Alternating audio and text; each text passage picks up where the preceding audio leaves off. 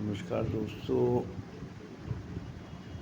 ये मैं पहला वीडियो अपना डाल रहा हूँ कि आज मैंने जैसे अखबार खोली और जो एक साउथ इंडिया की आंध्रा की फैक्ट्री में जो ब्लास्ट हुआ, हैदराबाद की फैक्ट्री में, उसमें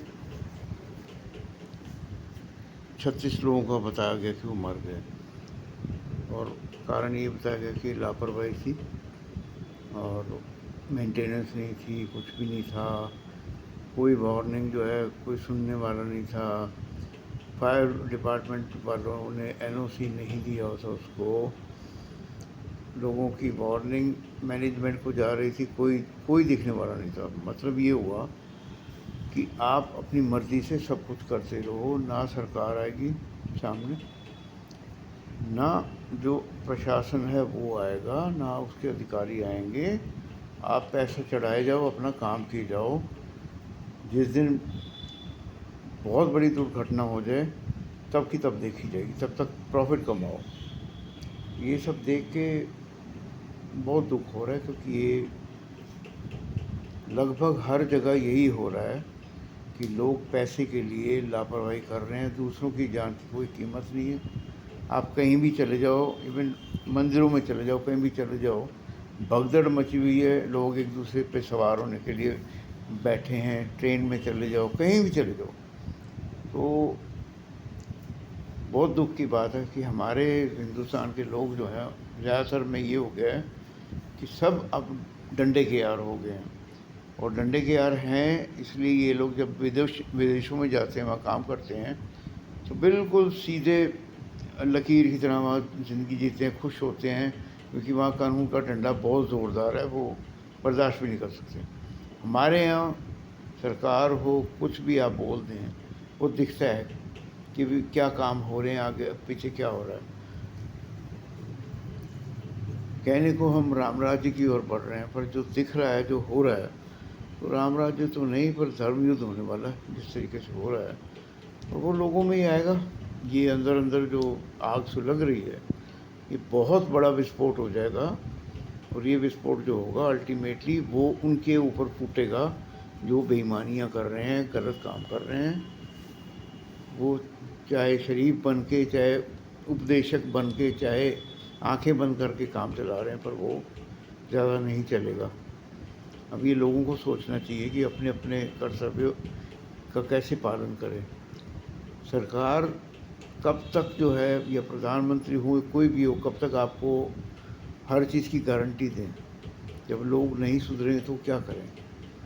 तो ये सबका कर्तव्य है। और जो बेईमान लोग हैं उनको सामने लाओ और उनको उस उन लोगों को ऐसा दंड दो कि वो या तो मिट जाएं या वो तौबा कर लें। पर अब मेरे ख्याल से लोगों को अब बर्दाश्त नहीं करना चाहिए। और जैसे सुभाष चंद्र बोस कहते थे कि तुम मुझे खून दो, मैं तुम्हें आज़ादी दूंगा। तो ये तो अब लोगों को ही सोचना पड़ेगा कि अगर तुम अपना भला नहीं चाहते हो, अपने आपको तकलीफ़ में नहीं डालना चाहते हो, तो ठीक है, सही जाओ। कौन आपको कुछ कह रहा है? ये कहा जाता है कानून को अपने हाथ में मत लो। पर जो लोग कानून को अपने हाथ में लेके उसको उछाल उछाल के उसके साथ खेल रहे हैं, ये रोज़ दिख रहा है। चाहे नेता हों, चाहे उद्योगपति हों, जो और सरकारी सेवा हो, उनके विभाग हों, डॉक्टर हों, वकील हों, जज हों, कानून हो, सब अगर आंखें बंद करके काम करेंगे तो ये बहुत बड़ी मुश्किल में आगे आप पूरे देश को डाल रहे हो। हमें बाहर के दुश्मनों की कोई ज़रूरत नहीं है। हमारे अपने यहाँ ही इतना सत्यानाश हो रहा है, इतना बुरा हाल हो रहा है कि बाहर के दुश्मन भी हंसते कि साले आपस में लड़ मरेंगे, ये इनका बेड़ा गर्क तो हो गई। और वो सही टाइम की इंतज़ार कर रहे हैं कि जब वहाँ से भी गड़बड़ होगी और इंटरनल गड़बड़ ऑलरेडी चल रही है। तो ये तो मैंने अपने दिल के विचार रखे हैं, पर जो दिख रहा है वो आगे अच्छा वक्त नहीं दिख रहा। अगर इन चीज़ों में एकदम से सुधार ना हुआ, सुधार जो पावर में बैठे हैं उनसे उम्मीद मत करो, वो लोग नहीं करेंगे सुधार, क्योंकि वो भी अपने हाथ खड़े कर देते हैं। एक लिमिट के बाद वो भी कहते हैं कि हम लोगों को कितना सुधारें या लोगों को कितने उपदेश दें। अब ये लोगों के ऊपर है। अगर आप चोरों बेईमानों की सुरक्षा में लगे हैं या उनको इग्नोर कर रहे हैं, तो ये अब आपका कर्तव्य बनता है कि उनके साथ आपने क्या करना है। उनको समझा लो, बुझा लो, नहीं तो उनको सीधे रास्ते पे लाने के लिए जो हो सके वो कंडा अपनाओ। पर ये बहुत ज़रूरी है कि अगर हम सब लोगों ने मिल के सब कुछ संभाल लिया तो बाकी सब कुछ बहुत अच्छा हो जाएगा। पर अगर हम ऐसे आंखें बंद करके काम करेंगे तो ये बहुत बड़ा हादसा होने वाला है। बाकी मैं भगवान से हाथ जोड़ता हूँ कि सब लोग सकुशल रहें, सब लोग ठीक रहें और भगवान सबको सद्बुद्धि दें। धन्यवाद।